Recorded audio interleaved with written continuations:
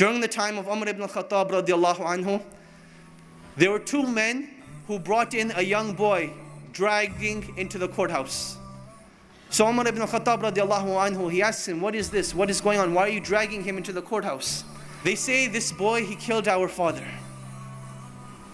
Umar ibn al-Khattab, he asks him, did you really kill their father? The boy says, yes, I did kill their father, but it was by accident.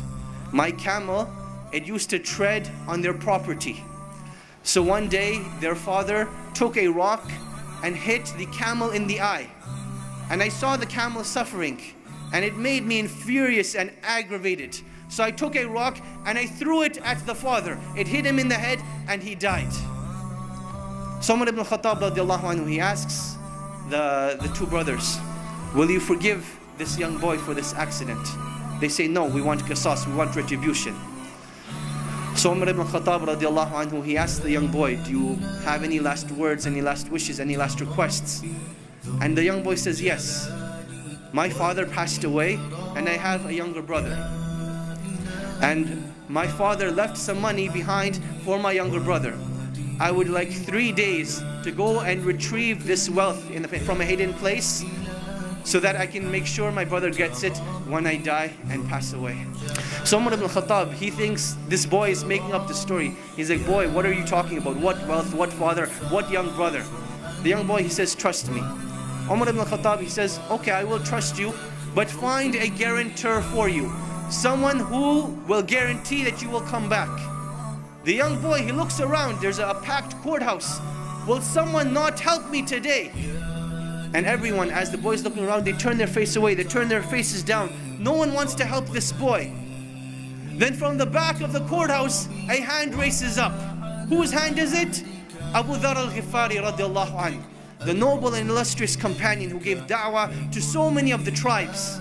He says, I will be the guarantor of this boy. Now understand what it means to be the guarantor. Meaning that if this boy does not come back, it is the head of Abu Dhar al-Ghifari radiallahu anhu that will be chopped off, that he will be killed. Abu Dhar al-Ghifari, he says, I will be the guarantor. So the boy goes away. The first day goes by, the boy is nowhere to be seen. The second day goes by, the boy is still nowhere to be seen. Asr time comes on the third day. The two brothers go to Abu Dhar al-Ghifari radiallahu anhu, and they say, come with us to the courthouse. It is time. Abu Dhar al-Ghifari radiallahu anhu says, I will come to the courthouse, but the day does not end until Maghrib. So now Abu Dhar al-Ghifari is walking through Medina with these two brothers. They're going to the courthouse, and the people of Medina are following behind them, all getting to the courthouse to see what is going to happen. It is now the talk of the town. You can imagine, minutes are going by, the courthouse is filling up, the anxiety is building up. Will Abu Dhar al-Ghifari have his life sacrificed for the mistake of a boy? And literally minutes before the adhan of Salatul Maghrib, the boy rushes in. People are now shouting, they're happy, they're wondering what's going to happen, will everyone be forgiven, will everyone be happy, what's going to happen? So the boy comes in, the adhan for Maghrib hasn't gone.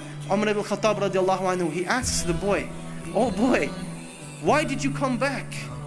I did not send a spy behind you, I did not send anyone to follow you. What made you come back? He said that I did not want anyone to say that a Muslim gave his word and did not fulfill it. So I came back. Umar ibn Khattab, he turns to Abu Dhar and he says, oh Abu Dhar, what made you want to be the guarantor of this boy? He says, I saw a Muslim in need and I did not want anyone to ever say that a Muslim was in need and no one was there to help him. So I raised my hand to be his guarantor. The two brothers, they say, when we have people like this, how can a Muslim ask for forgiveness and no one be there to forgive him? So they forgave the boy, and the boy was forgiven. This was the legacy of Islam. This was the code of conduct. This is why during the Khilaf of Umar ibn Khattab, they were able to reach the border of China all the way to the south of France. Because they had strong relationships with Allah. They did things with ihsan, and they lived with the code of conduct of Islam. And this is when Allah subhanahu wa ta'ala will restore the izzah of this nation and will make us once again proud of the great legacies that have been left behind, in hopes that one day we will be called a great legacy.